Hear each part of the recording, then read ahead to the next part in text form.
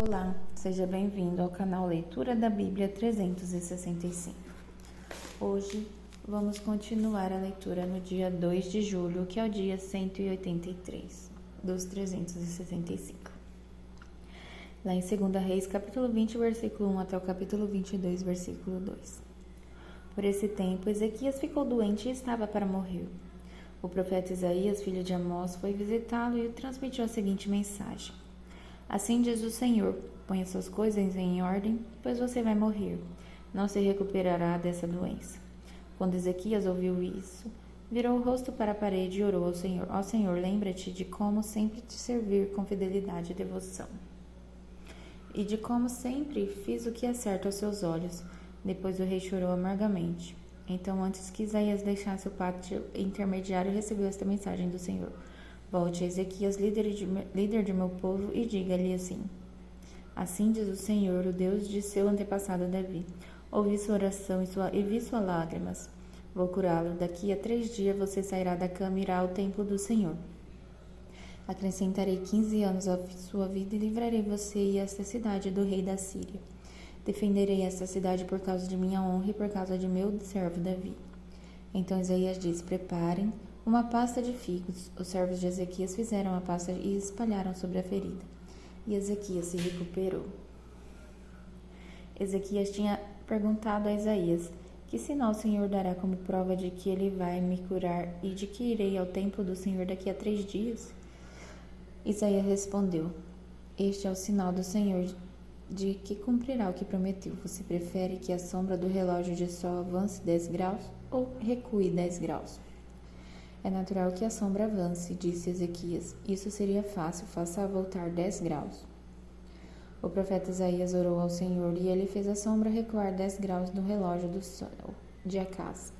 Pouco tempo depois, Merodach-Baladã, filho de Baladã, rei da Babilônia, enviou cartas um presente para Ezequias, pois soube que o rei tinha estado muito doente. Ezequias recebeu os mensageiros babilônicos e lhe mostrou tudo o que havia na casa do tesouro: a prata, o ouro, as especiarias e os óleos aromáticos. Também o levou para conhecer seu arsenal e lhe mostrou tudo que havia nos tesouros do rei.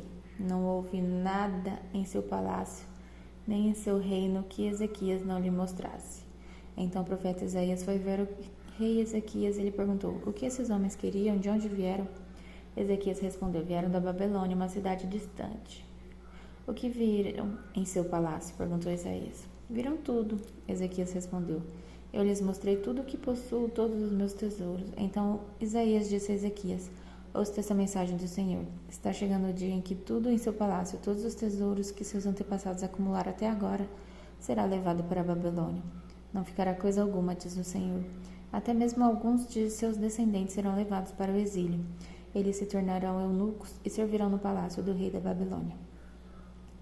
Ezequias disse a Isaías: A mensagem do Senhor que você transmitiu é boa, pois o rei pensava: Pelo menos haverá paz e segurança durante a minha vida.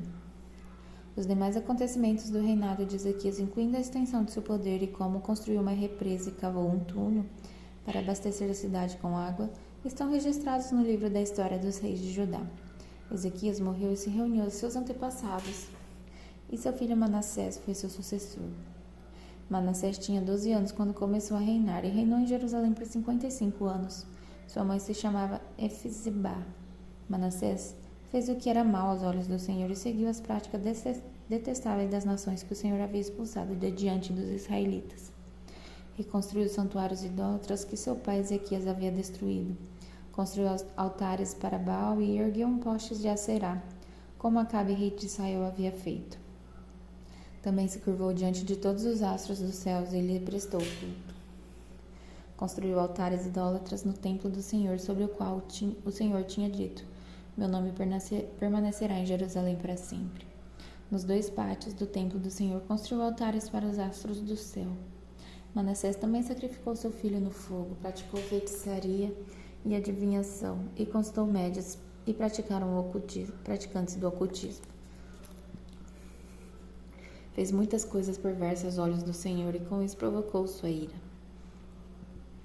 Manassés chegou a fazer uma imagem esculpida de Deus a Será e colocou-a no templo, sobre o qual o Senhor tinha dito a Davi e a seus filhos Salomão: Meu nome será honrado para sempre neste templo e em Jerusalém, a cidade que escolhi dentre todas as tribos de Israel.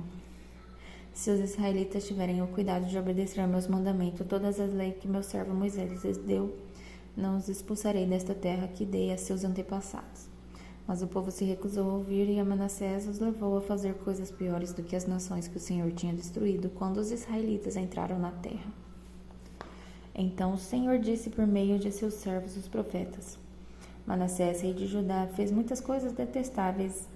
É ainda mais perverso que os amorreus que habitavam nesta terra antes de Israel, e fez o povo de Judá pecar com seus ídolos. Portanto, assim diz o Senhor, o Deus de Israel: Trarei desgraça tão grande sobre Jerusalém e Judá, que fará tinir os ouvidos daqueles que ouvirem a respeito. Julgarei Jerusalém de acordo com o mesmo critério que usei para julgar Samaria e a família de Acabe. Limparei Jerusalém como quem limpa um prato e depois o vira de cabeça para baixo. Rejeitarei até mesmo o remanescente de meu povo e o entregarei a seus inimigos como despojo, pois eles fizeram o que era mal aos meus olhos e provocaram minha ira desde que seus antepassados saíram do Egito. Além de levar o povo de Judá a pecar e fazer o que era mal aos olhos do Senhor, Manassés assassinou muitos inocentes, até encher Jerusalém do sangue deles, de uma extremidade à outra. Os demais acontecimentos do reinado de Manassés e tudo o que ele fez, incluindo os pecados que cometeu, estão registrados no livro da história dos reis de Judá. Quando Manassés morreu e se reuniu aos seus antepassados, foi sepultado no jardim de seu palácio. O jardim de Uzá, seu filho Amon, foi seu sucessor. Amon tinha 22 anos quando começou a reinar e reinou em Jerusalém por 2 anos. Sua mãe se chamava Messulemete e era filha de Harus de Jotibá. Fez o que era mal aos olhos do Senhor, como seu pai Manassés havia feito. Seguiu o exemplo de seu pai e adorou os mesmos ídolos que ele. Abandonou o Senhor, o Deus de seus antepassados, e não andou nos caminhos do Senhor. Os próprios oficiais de Amon conspiraram contra ele e o assassinaram em seu palácio. Mas o povo da terra matou todos que haviam conspirado contra o rei Amon e proclamou rei seu filho Josias. Os demais acontecimentos do reinado de Amon e tudo o que ele fez estão registrados no livro da história dos reis de Judá. Ele foi sepultado em seu túmulo no jardim de Uzá. Seu filho Josias foi seu sucessor. Josias tinha 8 anos quando começou a reinar e reinou por 31 anos em Jerusalém. Sua mãe se chamava Gedida. Era filha de Adaías, de Boscate. Josias fez o que era certo aos olhos do Senhor e seguiu o exemplo de seus antepassados Davi, não se desviando nem para um lado nem para o outro.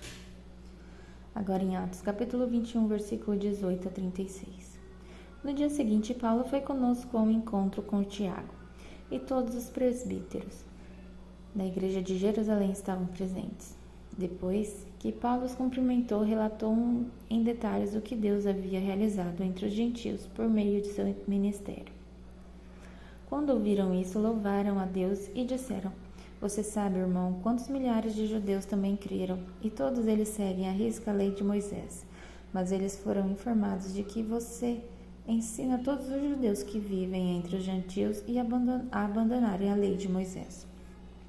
Ouviram que você os instruiu a não circuncidarem os filhos nem seguirem os costumes judaicos. Que faremos? Certamente eles saberão que você chegou.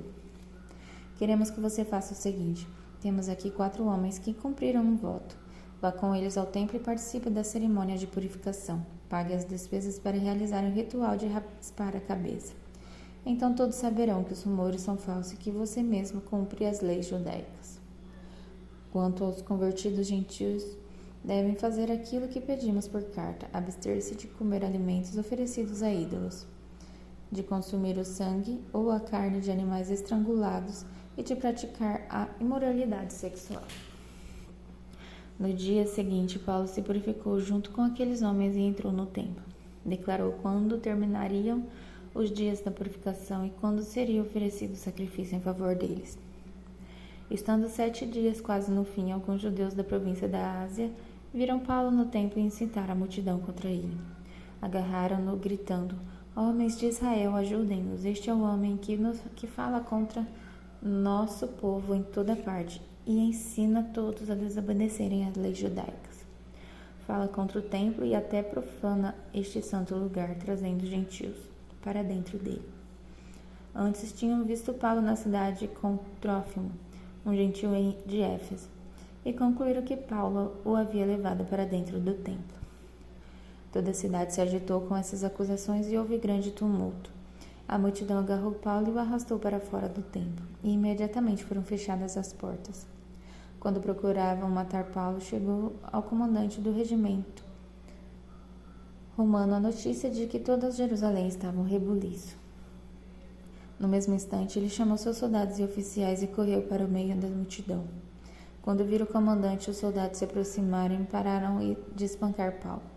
Então o comandante o prendeu e mandou que o amarrassem com 2 correntes.